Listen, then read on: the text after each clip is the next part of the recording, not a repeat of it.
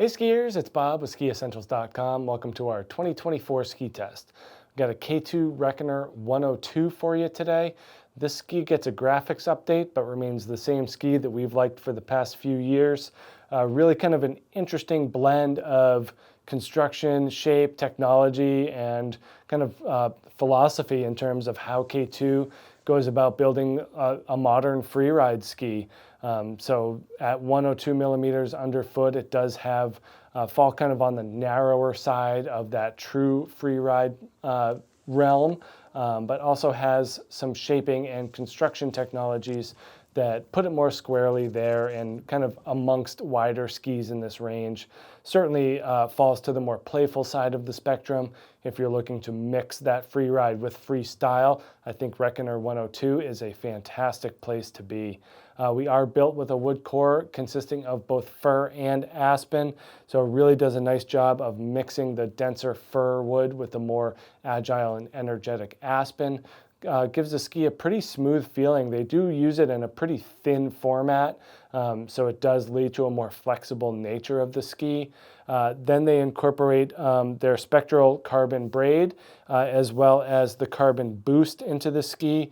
So most of the K2 skis are wrapped in a triaxial fiberglass braid. That fiberglass uses quite a bit of epoxy, so in order to get it a little bit lighter, they incorporate carbon stringers that run tip to tail.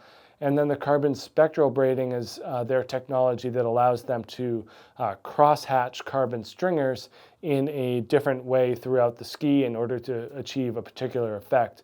In Reckoner, those crosses are tighter in the underfoot area and then more vertical in the ends of the ski. So that means that the ski is getting a little bit more longitudinally stiff underfoot, and then they're able to adjust the torsional stiffness at the ends of the ski. Really kind of makes this thing stand out in terms of that flex. It is flexible, but because it has that carbon in there in multiple applications, thing actually rips. Once you get it up on a higher edge angle, it's one of the cleaner carvers out there for this width and for this style of ski. This is the 177 on the scale here. We're at 1,742 grams. So on the light side, again, that thinness of the core has a lot to do with it. And then we can kind of see how that plays into effect. It'll combine with the shape in a minute and profile, I promise you. But for the most part, it's full sidewall underfoot, and then where the rocker starts, it tapers to full cap. So that's really thinning out the ends of the ski and making it more playful and drifty overall.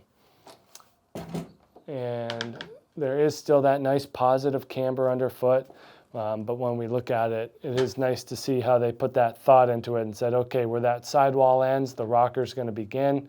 Moderate splay, nothing terribly dramatic.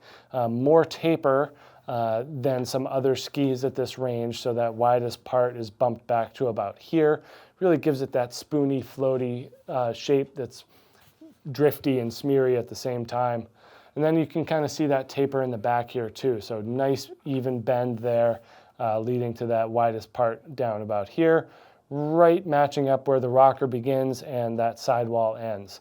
So again, emphasizing the playfulness in the ends of the skis is really what this thing is all about. And then they're also able to line up that carbon braiding to match up with that and give it the appropriate behavior and performance level. Pretty wide range. There's definitely an application for an intermediate skier who's looking for a wide ski that's easy to turn, fun to use. And then at the same time, a less aggressive expert skier or someone who's looking to have playfulness as a priority will also find a lot to like about this thing. Great in the trees around here, really easy to maneuver, tighter trees here in Vermont, good in the bumps. Pretty good floater, definitely has that. It's a little soft for heavier skiers to wrangle around in the deep snow, but anyone lighter than myself or smaller than myself shouldn't have too much of a problem, especially on the 184. In that 184, 19.3 meter turn radius, so a little kind of on the longer side, not too dramatic of a side cut. That enhances that drifty nature and kind of that modern free ride slash smear turn style that's pretty popular these days. So Reckoner 102 fits right in with that. Really awesome ski for that progressive skier that's looking to mix creativity and all mountain performance. So check out this Reckoner 102 here at skiessentials.com, and we'll see you out there on the hill. Bye.